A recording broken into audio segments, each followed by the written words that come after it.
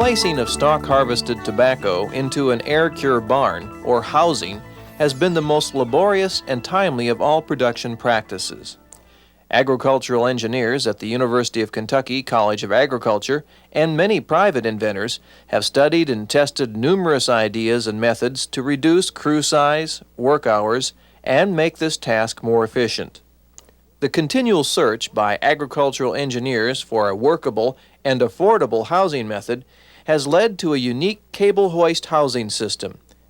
It permits one worker to place tobacco into a barn at the rate of 2 to 3 acres per day, and it's done at ground level without assistance and with 40 to 60% reduction in labor hours. The cable hoist housing system involves 4 components. Special wooden beams that hold the equivalent of 2 rails of tobacco. Modifications to the conventional barn that include removing the tier rails and permanently suspending 2 small cables from the rafter framework for each 2 rails of width. 2-wheel trailer carriers for the beams. And a hydraulic-powered hoist that lifts and positions the beams of tobacco into the barn.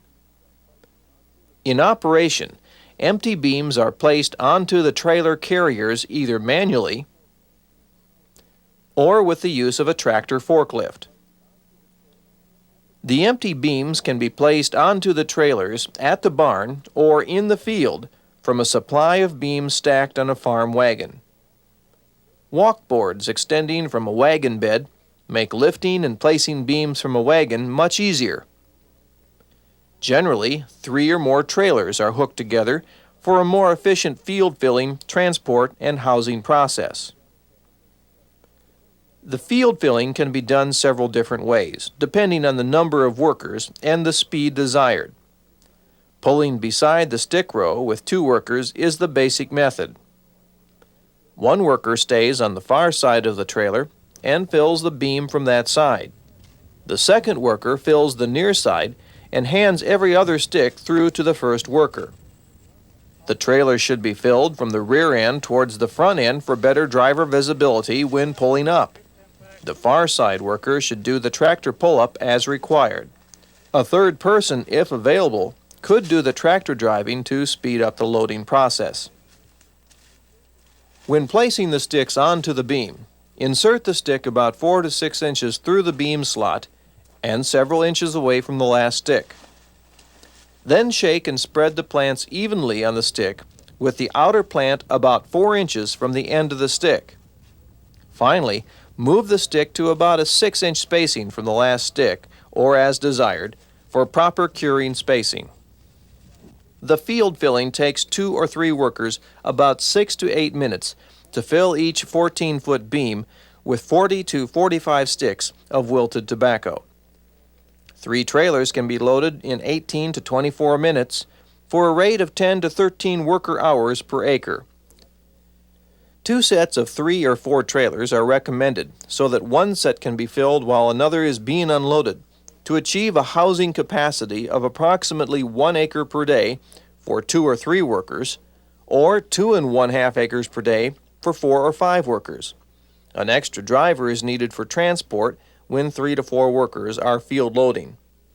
The loaded trailers transport very well, with an occasional stick breakage due to usual rough travel. The trailers track very well to enable passage through gates or around corners. In the barn, the trailers are pulled under the position where the beams will be hoisted, with the front trailers centered under the barn cross supports.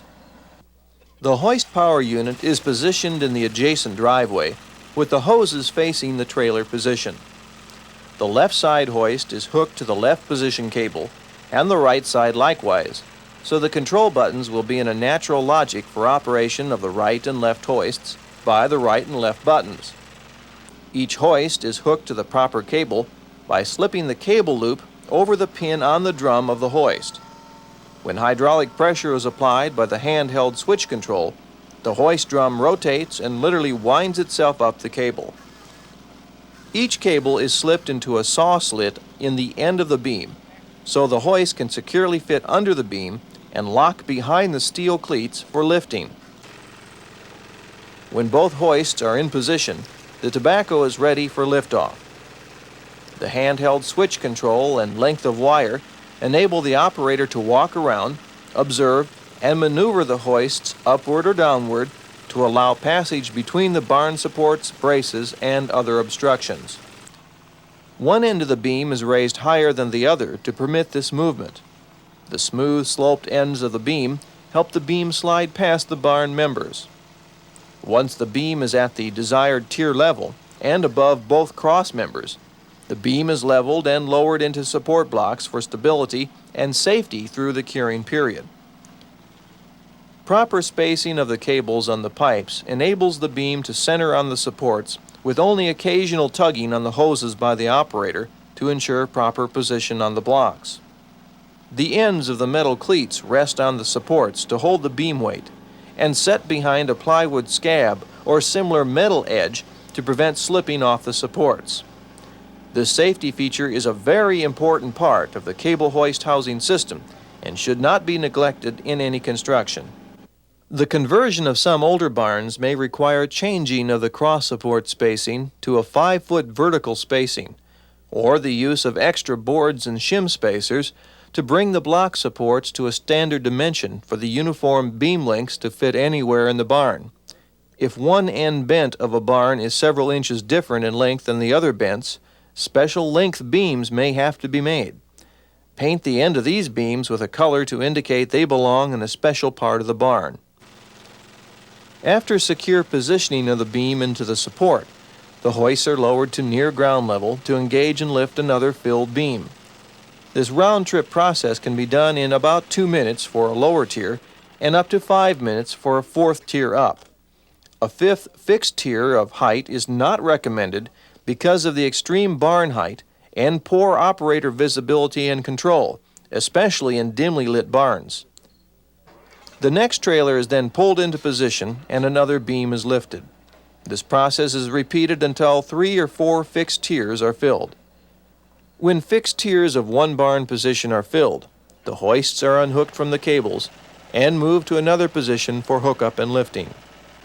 The portability and ease of moving the power unit simplifies this process. When all fixed tiers of a driveway are filled, an extra swing tier can be hoisted into position if there is enough clearance between the ground and lower tier. This swing tier is suspended from the lower cross support with extra cable loops.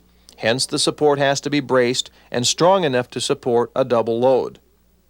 This procedure enables an extra 20 to 30% capacity of tobacco in a barn that has the clearance needed under the fixed bottom tier.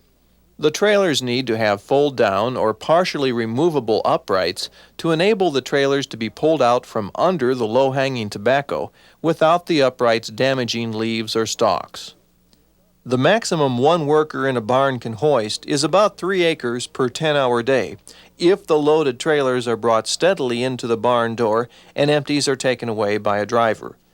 3 sets of trailers, 2 tractor drivers, and 3 good field workers would be needed to achieve this high capacity. The spaces around and between the beams provide good ventilation and air movement during the curing process and help compensate for a slightly closer spacing of the sticks than normally used on tier rails. Good sidewall ventilation panels are still highly recommended for curing. Taking down the tobacco at stripping time is a reverse process. The hoists are guided by the hoses up under the beam and secured behind the metal cleats. The beam is lifted to an angle and lowered between the barn cross supports, tugging on the hoses if necessary to swing the beam end past any barn support. The beams can be emptied of tobacco at ground level or directly onto a wagon and bulked for transport to the stripping area. Empty beams are stacked out of the way for a temporary time and later stacked and/or stored in a manner to prevent deterioration during the off-season. The hydraulic hoist is powered by an 8 to 10 horsepower gasoline engine and is now available from fabricators building the hoist according to university specifications and a patent license from the University of Kentucky Research Foundation. Powering the hoist from a tractor has not proven to be as workable as the self-contained unit and is more complicated to match the varying tractor hydraulic systems to the special needs of the hoist controls and motor. Also, early trials by producers found that the tractors were very inconvenient to use in the limited space of barns, and just not worth the economic savings of the extra gasoline engine and a few hydraulic components that could be saved. The proper 12-volt DC controls and hydraulic components are still needed and must be matched for proper and safe operation. The use of electric motors in various schemes also has not been found to be capable of compact, safe, and durable performance necessary for the system to work properly for a long time. For these reasons, a self-contained power unit of the specified design is recommended. This special portable hydraulic hoist system can be used in several barns or shared by several producers for many acres of capacity over many years to make the per-acre cost rather small. No other method or system has been found to beat the cable hoist system for labor-saving housing in new or modified conventional barns.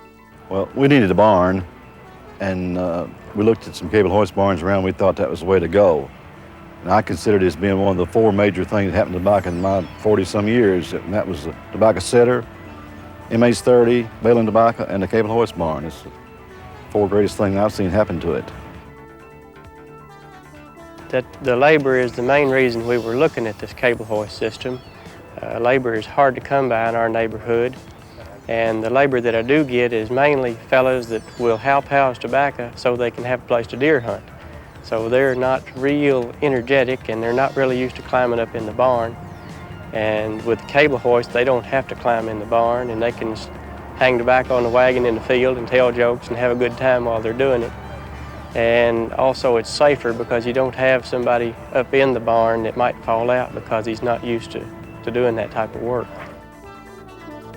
I think this is something that really will adapt itself to stick cutting, and we're going to stick cut tobacco for many, many years. And from the other types of system to handle tobacco, I felt like they were economically prohibitive, being able to go that route because it was so costly.